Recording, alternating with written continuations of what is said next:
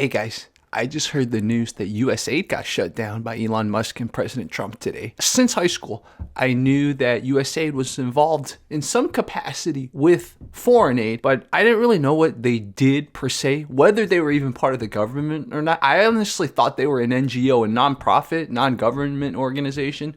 So I decided, let's look up what the USAID does. So let's read this and let's go. What I found was something called the Congressional Research Service. And the Congressional Research Service works exclusively for the United States Congress, providing policy and legal analysis to committees and members of both the House and the Senate, regardless of party affiliation. I like that they have to specify this. Basically, we have to just do research for you guys. So this is the article I found. This is from the Congressional Research Service. This was updated in 2025, but it's mostly talking about 2023, you see? So this was probably written in 2024. They just updated it. So I wish it showed when it was updated, you see, right here. It just says version 16. But anyways, let's go ahead. USAID stands for United States Agency for International Development, is the lead international humanitarian and development arm of the U.S. government. So they're part of the U.S. government. Established in 1961. So that would be Kennedy. To implement the Foreign Assistance Act of 1961, it provides assistance to strategically important countries and countries in conflict, leads U.S. efforts to alleviate poverty, disease, and humanitarian need, and assist U.S. commercial interests by supporting developing countries' economic growth and building countries' capacity to participate in world trade. So I think one thing you can see is it is a remnant of the Cold War, right? This agency is a remnant of the Cold War. In fiscal year 2023, the most recent year for which complete data are available, USAID managed more than $40 billion in combined appropriations. So more than $40 billion is going to be broken down here. It's about $43 billion, so we'll break it down later there. Representing more than 1/3 of funds provided in fiscal year 2023 by the Department of State, Foreign Operations, and related programs. So this is called SFOP, so SFOPS. I guess State Department, Foreign Operations.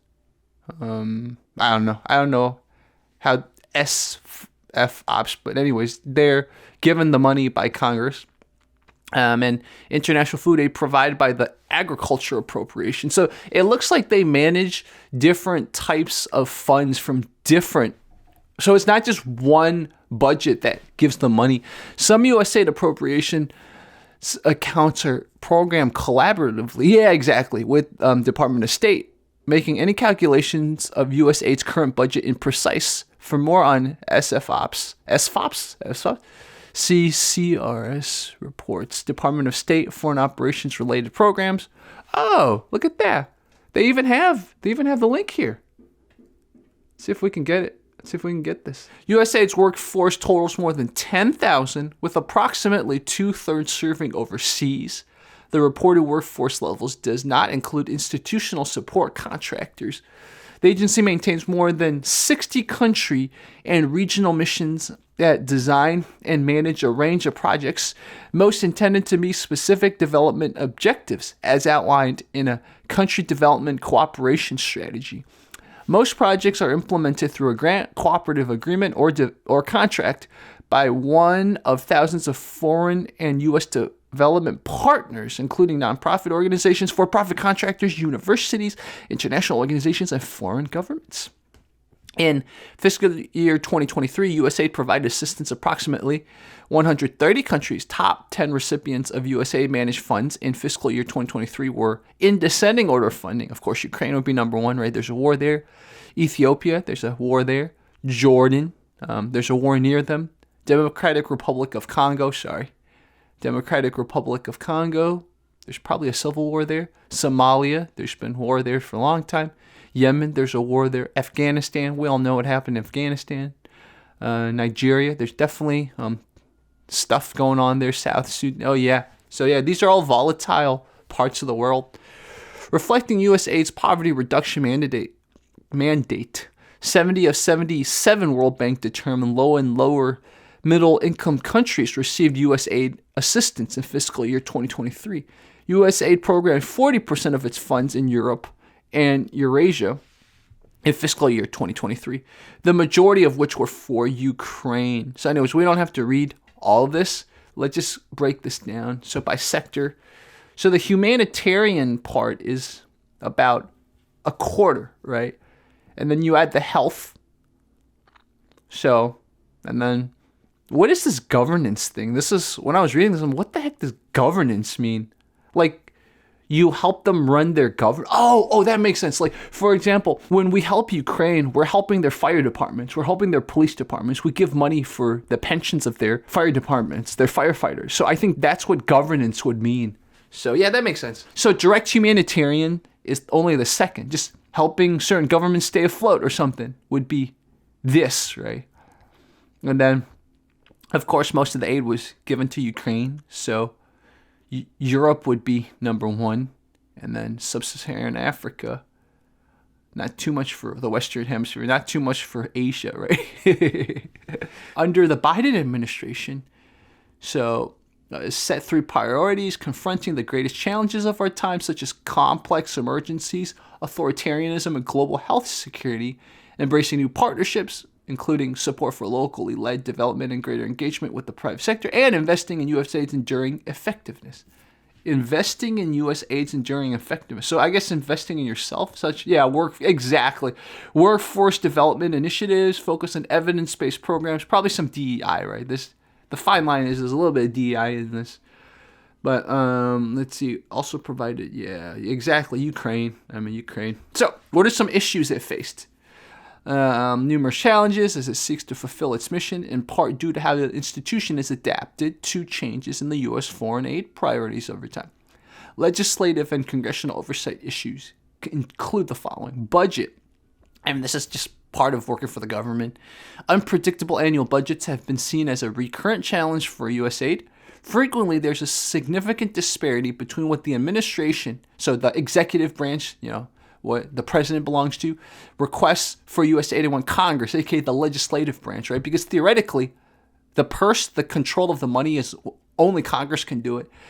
Congress often enacts final funding levels months into the fiscal year due to its use of continuing resolutions requiring USAID offices to redistribute funds to meet global needs on a smaller budget or to program large sums of money in relatively short time period.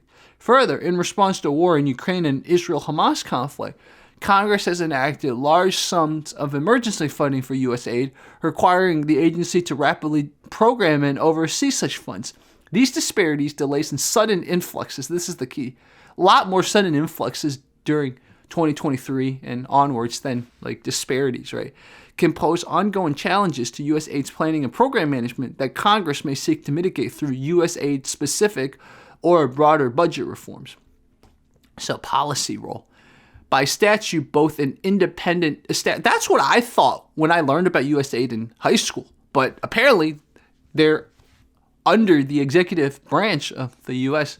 and under direct authority and policy guidance of the Secretary of State, right? So it's kind of this gray area.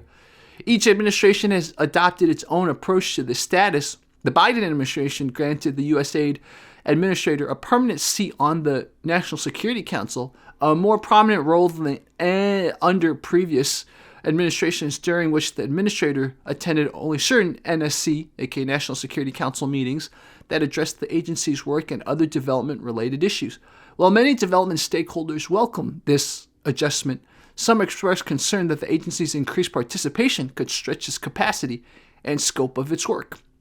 Congress may consider how, if at all, USAID's elevated role has advanced or harmed foreign assistance vis-a-vis other U.S. foreign policy priorities. Congress may seek to determine whether such participation has also affected agency operations and interagency coordination. Now, this part's interesting. Localization, right? Because we learn about 10,000 employees and most of them are abroad. So USAID has prioritized increasing the amount of foreign assistance funding it channels through local actors and seeking greater local input in program design. The agency asserts that pursuing locally led development approaches is essential for fostering sustainable results. And in November 2021, set a target providing at least 25% of its program funds to local partners by the end of fiscal year 2025. So Congress gives USAID all this money, right? And then it's in turn going to give 25% of its program funds to local partners. So layers and layers of, oh man. Anyways, Ukraine, Congress has appropriated more than $46 billion in emergency funds for accounts solely or partially managed by USAID to address the war in Ukraine. Okay, $46 billion given to Ukraine, mostly through USAID. Very interesting. So, of course, there's going to be this, right? But yeah, so human resources, hired, managed more than 20 mechanisms. Wow.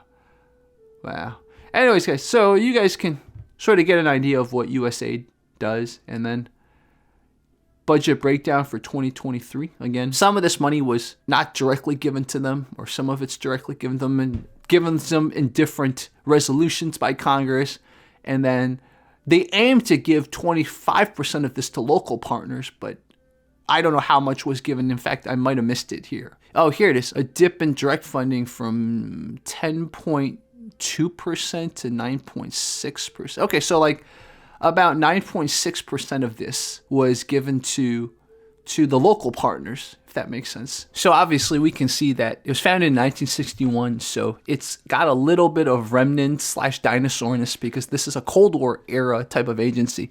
But besides that, whenever we have money that's passed down and then it goes through people and then it gets distributed to other people, you always have that issue, right? I love drawing little things. So let's say this big square, this resembling a square thing, this is how much money total, right?